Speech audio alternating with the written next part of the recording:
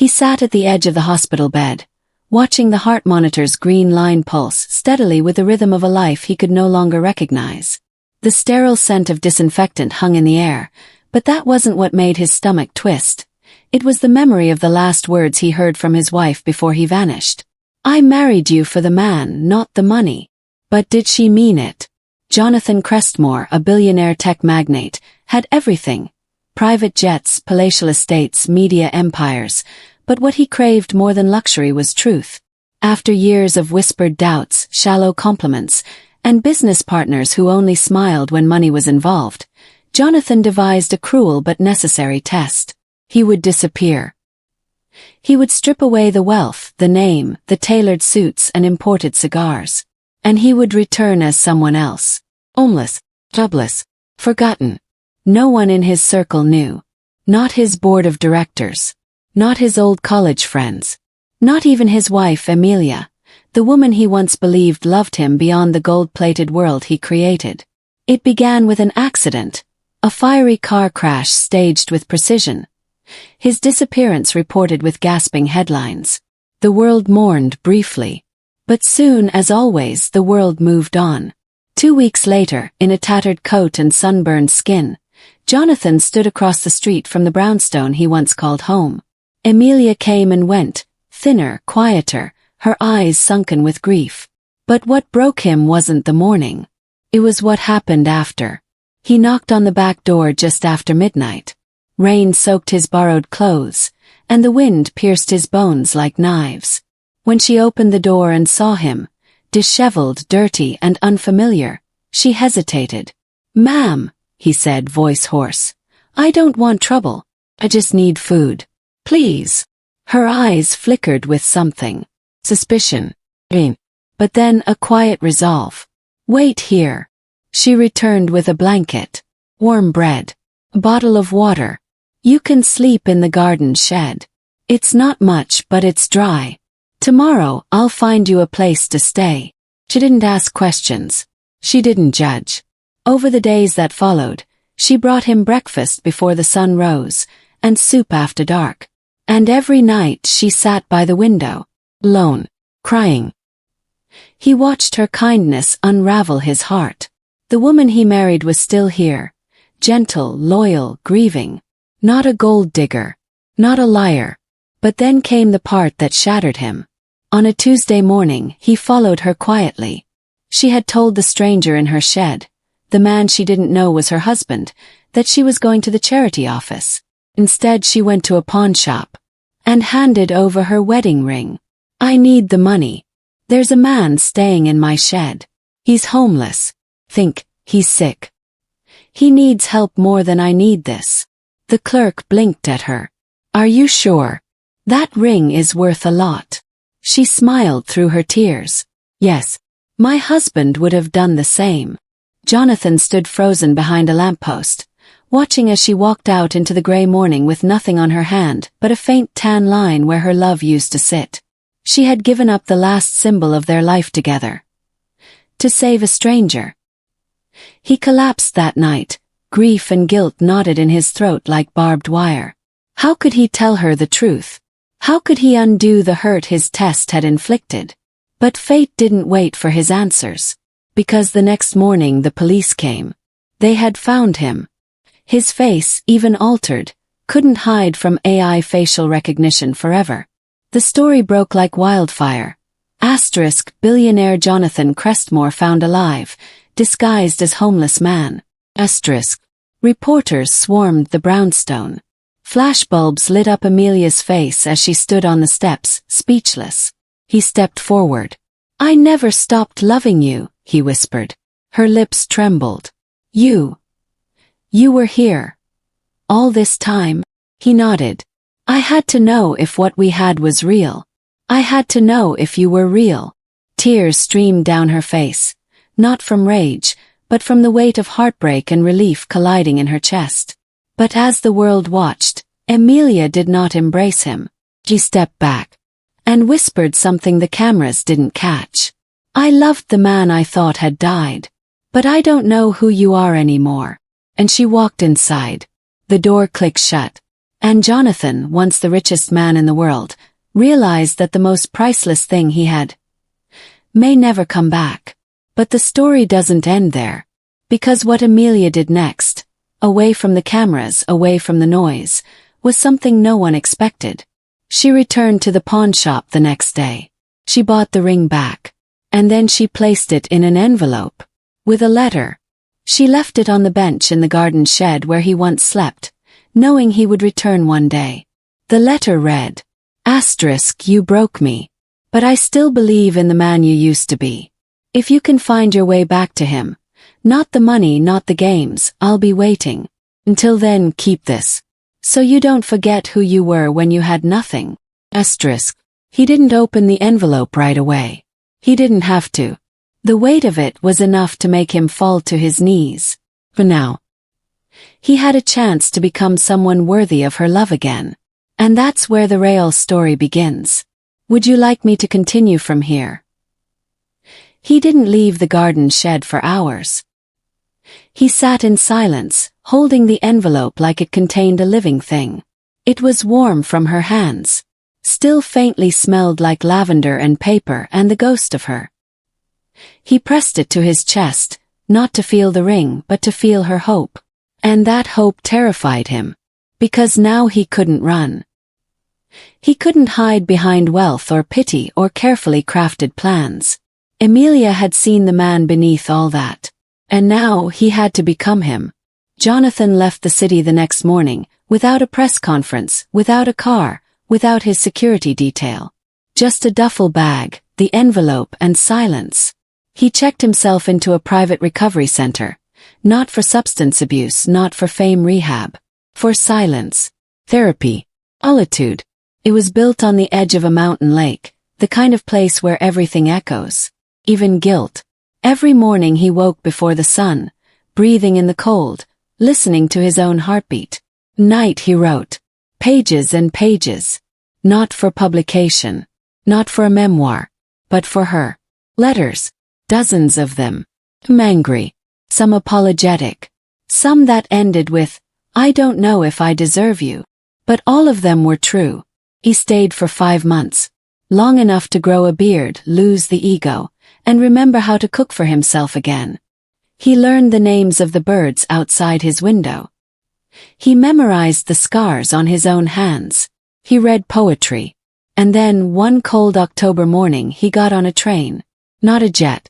Not a limousine. Train. Back to the city. Back to her. He walked to the brownstone, heart thundering with every step. The trees had turned orange and gold. There was a new doormat on the steps that said, Be kind, you never know. He smiled. That was her. Always. He knocked. No answer. Then again gently. The door opened a few inches. Not her. Boy. 10, maybe 11. Curly hair. Holding a spoon in one hand and looking slightly annoyed. Are you the guy with the envelope? Jonathan blinked. Yes. I think I am. The boy squinted. She said if you ever came back, I should tell you to come inside. And not be stupid. Sleeping in the shed. Smiling in disguise. His eyes full of sadness. She had seen through him, even when he was pretending. I couldn't save you from yourself, she whispered. But I never stopped seeing the man underneath. His eyes welled up. Do you think he's still in there? She nodded. I think he's closer now than ever. She touched his face gently. Then leaned in, pressing her forehead to his. But you'll have to prove it. Not with money. With time. With truth. I will, he said. Every day. And he did.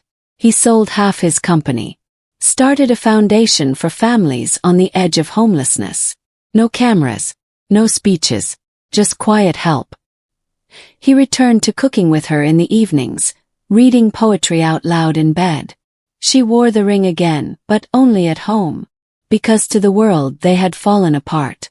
But inside their home they were building something stronger. Something no test could destroy. And when people asked him years later why he vanished, he would smile and say, I needed to lose everything. So I could finally come home. Would you like to continue with their story even further? He never told the full story in interviews. Not even in the memoir his publishers begged him to write. He left those pages blank.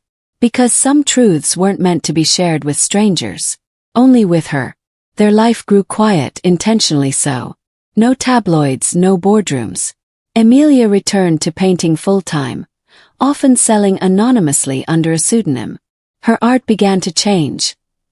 Less abstract, more intimate. Faces, arches, moments of stillness captured in soft strokes.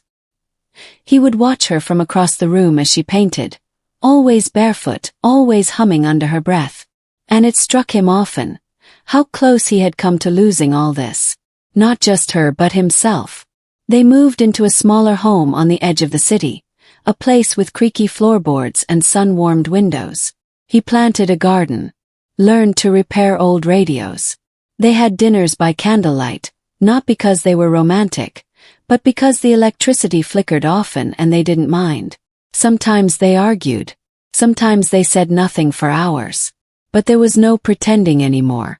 Not ever again. One day, years later, he found her on the porch, holding a letter in her hands. One of his. He had written them every day for the first year after coming home. Stashed them in drawers. Left them in her coat pockets. Slipped one under her pillow every Friday. "This one," she said softly, "was the first time I believed you meant it." He took it from her hand. The paper had yellowed a bit. Asterisk. "I don't want to be forgiven. I want to become someone you'd never need to forgive in the first place." Asterisk. She looked at him then, eyes glassy, smile quiet. "You did." They sat in silence for a long while, the wind carrying the scent of lavender and pine. "I used to dream," he said, "about the day I'd finally be rich enough to stop working." "And now?" she asked. He reached over, tucked a strand of hair behind her ear. "Now I dream about tomato soup, garden sheds, and this porch." She leaned into his shoulder. "Still pretending to be poor," she teased. He laughed gently. "No, just finally rich in the way that matters." And in the distance, a child laughed in the street. The sun dipped low, and they sat there, hand in hand, heart in heart, not as a billionaire and his wife, but as two people who had survived the test, and somehow still chosen each other in the end. Still, some stories never truly end, because love, once real, does not simply fade. It lingers, roots, grows. Would you like to follow what happens next in their life, perhaps years down the road? The years passed gently, like a tide smoothing out the stones along the shore. Their hair turned silver together, not all at once, but strand by strand. Him first, then her.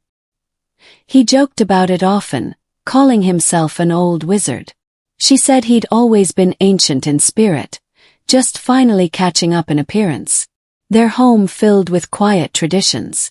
Sunday mornings with black coffee and crosswords. Friday dinners with candles and jazz. Every autumn they planted something new in the garden, even if it never grew. It was a promise. Of time, of roots, of belief in tomorrow. Sometimes he'd catch her staring at him across the kitchen, like she was seeing someone from another life. "What?" he'd ask. And she'd say, "You're still him." Then she'd go back to stirring the soup. They didn't talk much about the past anymore, but they honored it in subtle ways. The garden shed remained, untouched except for fresh paint. On its small wooden shelf sat the envelope she once gave him. Reminder. Not of failure but of choice. Jonathan never went back to his company. He let younger hands take over. Instead, he mentored in quiet places, community centers, shelters, libraries where no one knew his last name. He helped people who had lost themselves, not with money but with presence. One winter, during the first heavy snow of the year, Emilia fell ill.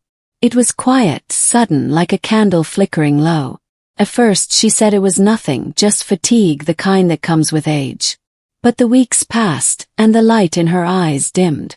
Doctors confirmed it. Slow illness. No cure. A clock, ticking softly in the corner of their lives. Jonathan sat by her side every day, reading to her from old letters. Not just his but hers. scraps he'd saved, even ones scribbled on napkins and grocery lists. Every word she'd ever written to him, he kept. "I didn't think you'd remember these," she whispered once, her voice dry and distant. "I remembered everything," he said. "Even the silence." When the time came, it was snowing again. The world outside their window glowed in soft white. He held her hand, whispering poems she once loved, even after she stopped responding. And when she exhaled her last breath, he was there. His head bowed, their hands still entwined. No audience, no wealth, just love. The funeral was small, as she had wanted. No press, no spectacle. Just a circle of friends, some who never knew she was the wife of a billionaire. Afterward, Jonathan returned to the garden. He planted lavender where she used to walk barefoot in summer. He wrote her a final letter.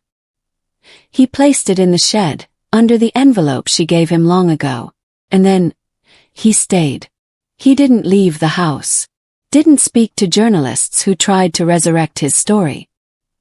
He spent his days tending to the garden, painting quietly with the brushes she left behind. But on warm afternoons, you could hear music from the porch. Her favorite records, crackling through old speakers.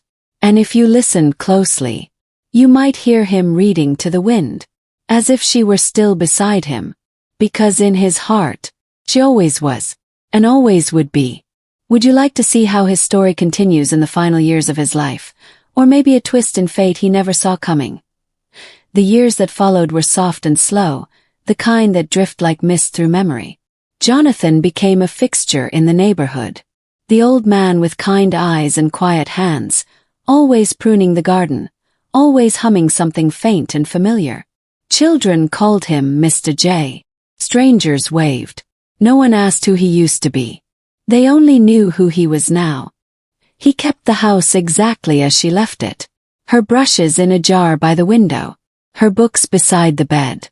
Her slippers untouched at the foot of the rocking chair. He couldn't bring himself to move them.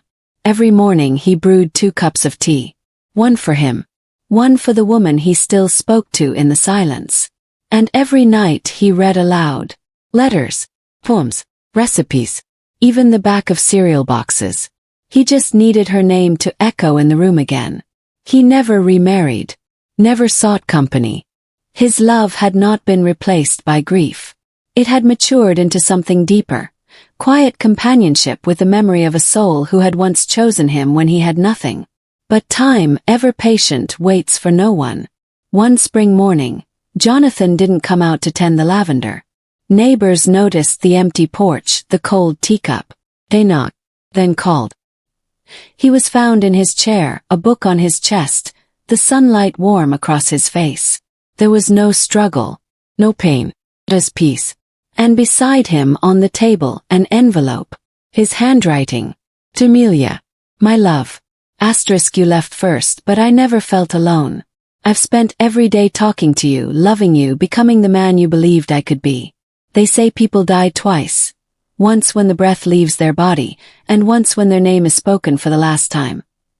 But I know that as long as someone walks through our garden, as long as someone reads one of your poems, as long as a lost soul finds shelter and hope in the places we built, we never truly vanish.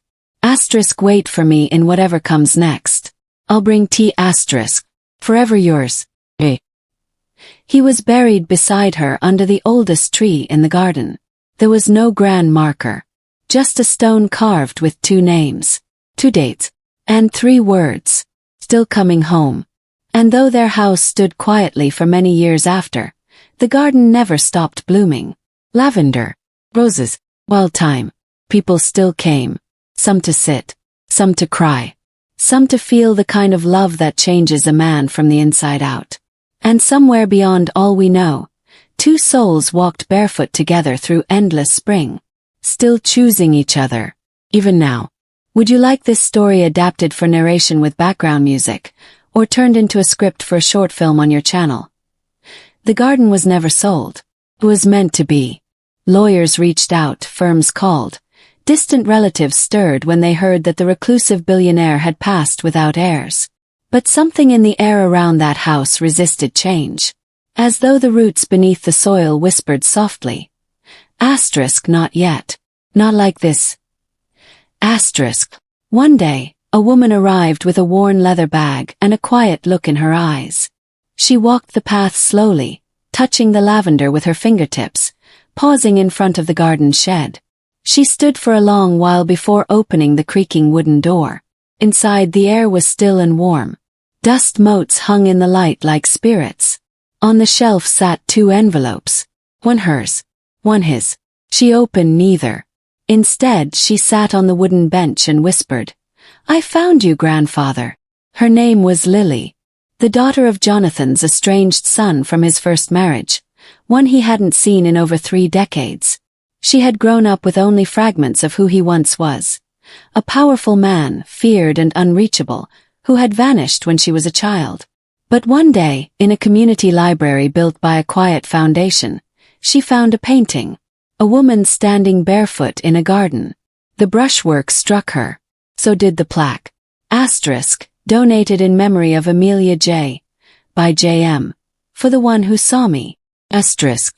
That one line haunted her. Pulled her forward. Led her through letters, through interviews, through places his name had been whispered but never shouted. She followed the trail, and it led her here. To this garden. To this home. To this peace. She didn't want the estate. She only wanted to know if the man she'd heard stories about, the cold, towering figure of power, had ever become something more. So she stayed. Lily slept in the guest room, drank tea on the porch, and read every letter she found. She pieced together their story not through books or records, but through the scent of old lavender, the notes scribbled in the margins of poetry, the echoes in the hallways. In the attic, she found a box labeled asterisk, for the one who asks. Asterisk. Inside were photo albums, a map of the stars, a single page in Jonathan's handwriting. Asterisk, if someone finds this and still believes in love after knowing all of me, then perhaps there's more work to do. Asterisk. So Lily began. She restored the house, but left it imperfect. She opened the doors not to tourists, but to those looking for rest. Artists, widows, lost children and broken dreamers. It became known quietly as the house between. Not a retreat. Not a museum. A place for those in the middle of becoming. She never told them it had once belonged to a billionaire. She simply said, asterisk, 2 people lived here who loved each other until the end, and that was enough to change everything. Asterisk. And on stormy nights, when the house creaked and the garden danced in the wind, some said they heard voices. A man laughing softly. A woman whispering his name. Not ghost, just love echoing. Still choosing. Still becoming. Still coming home. Shall we follow Lily as she opens this place to others and changes lives the way Jonathan and Emilia once changed hers? Lily never advertised the house between. There was no website, no signs, no business cards. Just word of mouth passed from artist to wanderer, widow to healer, soul to soul. Those who needed it found it. Not always quickly. Not always easily. But always when they were ready. The rooms filled quietly. A sculptor whose hands trembled with grief. A schoolteacher who had forgotten how to laugh. A runaway girl with eyes too old for her age. Each came carrying something invisible. And each left something behind when they departed. Not because they were asked to, but because they needed to. Painting. Note. A repaired door hinge. A seed in the garden. The house absorbed their stories gently, layer by layer. Lily never tried to save anyone. She listened. She cooked. She left doors open. That was enough. Her grandfather had taught her that, through ink and silence. Some people don't need answers. Just a place where they're allowed to breathe. One evening, as dusk settled across the porch and the tea had gone cold, Lily sat by the fireplace flipping through one of Emilia's old journals. The handwriting, loose and flowing, drifted across the page like wind over water. And there, between recipes and sketches, was a sentence that made her pause. Asterisk, real love doesn't rescue. Wait. Hold space. It sees. Asterisk. Lily traced the words with her finger and closed the book. She looked up as the door creaked open. A man stood there. Mid-30s. So. Plus. He said nothing, just held out a postcard worn at the edges. On the front was a painting of the garden. On the back, in delicate handwriting. Asterisk, if you're searching for what was never given to you, go to the place where silence listens back. Asterisk. He stared at her, unsure. You found it, Lily said. She didn't ask his name. She simply stepped aside and let him in. Later that night, as the wind curled against the windows and the stars blinked awake, Lily sat at the writing desk in her grandfather's old study. She opened a fresh notebook and began writing her own letters, not to anyone in particular, but to whatever came next. Because something in her heart whispered that she wasn't just keeping a legacy alive. She was building her own. And the house, this house between sorrow and healing, between past and future, was just the beginning. The lavender bloomed earlier that year. The wind somehow carried music when no one was playing. And beneath the soil, deeper than any roots, two names whispered through the earth, guiding each step Lily took. As she quietly, tenderly, changed the world one soul at a time. Shall we keep following Lily's journey? Perhaps through one of the guests who arrives next with a secret they've never told. He arrived just before the first frost. A boy no older than 16, dragging a duffel bag that looked too heavy for his frame. His hoodie was torn at the cuffs, and his shoes were more whole than sole. He didn't knock. He stood at the gate for a long time, staring at the house as if unsure whether it was real, as if hope was a thing too fragile to believe in without proof. Lily saw him from the porch but didn't call out. She simply set a mug of cocoa on the top step and went back inside. An hour later the mug was gone. He stayed the night in the woodshed. She knew it. Left a blanket near the back door. By morning it was gone too. On the third day he approached the porch. Not for food, not for warmth, but with a folded piece of paper. He handed it to her and looked away. No words. She opened it carefully. The handwriting was small, tightly compressed, like someone trying not to spill too much. Asterisk, I don't want to be seen. I just want to not disappear. Asterisk. Lily read it twice, then looked up at him. His eyes were gray like stormlight. You don't have to talk, she said. You just have to stay. He nodded once. That was the only sound he made for days. She gave him the attic room. The one with the slanted ceiling and the window that rattled in the wind. It had once belonged to Emilia's niece during summers. The boy said nothing about it. But the next morning the window was clean. He fixed things. Quietly. The broken fence. The wobbly table. A tear in an old quilt. He never asked for tools, just found them. Never asked for thanks. Just disappeared before anyone noticed. The other guests began calling him Ghost. He didn't mind. But he listened. One night, Lily found a new entry in the book of letters each guest was free to write in. No name, just a page left open. Asterisk, I watched my father cry once. He didn't know I saw. I wish he had. Maybe he would have stayed. Maybe he would have taken me with him. Asterisk. Lily placed a note beside it the next morning. Asterisk. You were never the reason he left. But you can be the reason someone else stays. Asterisk. She didn't know if he read it. But 2 nights later he knocked on her door. I don't want to be a ghost anymore, he whispered. And she pulled him into a hug, no questions asked. Weeks passed. He began to speak more. He played chess with the older guests, learned how to make bread, read aloud when the others were tired. His laugh came slowly, like spring after a long bitter winter. One day he sat on the porch with Lily, watching the sun rise behind the trees. I think I want to be a carpenter, he said softly. You already are, she smiled. He stared ahead, thoughtful.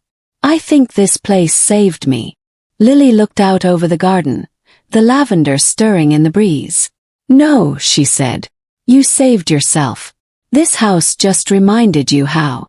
He left 3 months later on his own terms. Left behind a wooden box, carved carefully, with a note tucked inside. Asterisk, for the next kid who thinks they don't matter. Fill it with hope. Asterisk. The box sits on the front table now, right beneath the old family photo of Jonathan and Emilia. It's filled with folded paper hearts, notes, dried flowers, even a locket once. No one takes anything from it. But everyone adds to it. And so the house keeps breathing, keeps becoming, keeps healing what the world forgets to hold. Shall we continue through the eyes of another guest?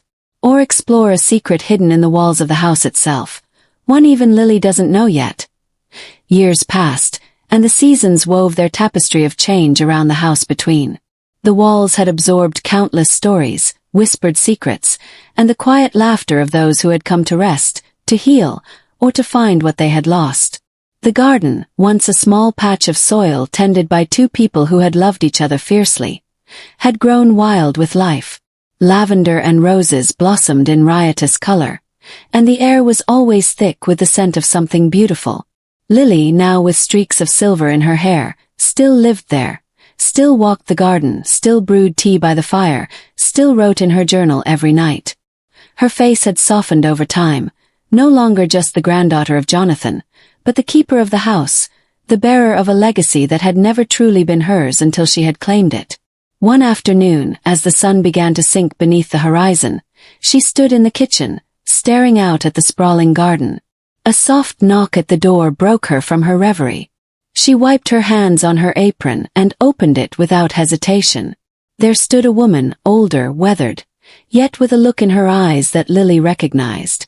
"I was told this is the place where people come to remember who they are," the woman said, voice tinged with both hope and uncertainty. Lily smiled gently and stepped aside. "Yes," she said. "It's exactly that." The woman hesitated for a moment before stepping inside. Lily didn't ask for her story.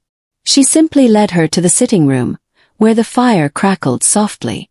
The woman sat, almost as if she had been waiting for someone to guide her here for years. The evening stretched on, and as the light faded, they shared tea.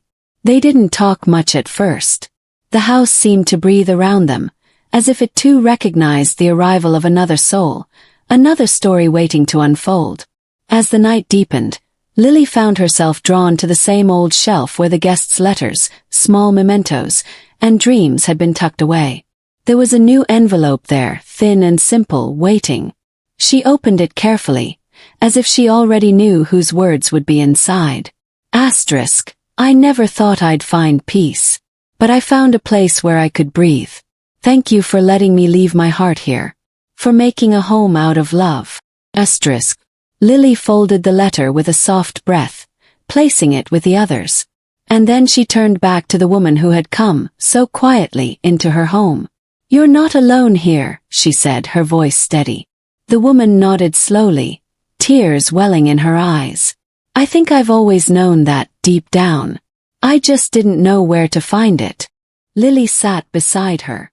The house hummed gently around them, a safe place where the past could rest and the future could unfold, one step at a time. As the fire flickered low and the wind whispered through the trees, Lily felt the full weight of the years that had passed, the lives she had witnessed, the love she had nurtured, the legacy that had bloomed within these walls. And somewhere in the quiet stillness, she knew Jonathan and Emilia were still watching, still choosing, still waiting in the corners of the garden they had built together. Their love, never ending, never fading, was woven into the very fabric of the house, now a sanctuary for all who needed it. And so, in the stillness of the night, the story of the house between continued, not as a tale of what was lost, but as a living testament to what could be found. It was never really an ending. Not for the house. Not for the love. Not for the people who had learned to believe, once more, that they could begin again. And in that space between remembering and dreaming, between letting go and holding on, the house stood, its doors open, its walls full of warmth, its heart always ready to hold another.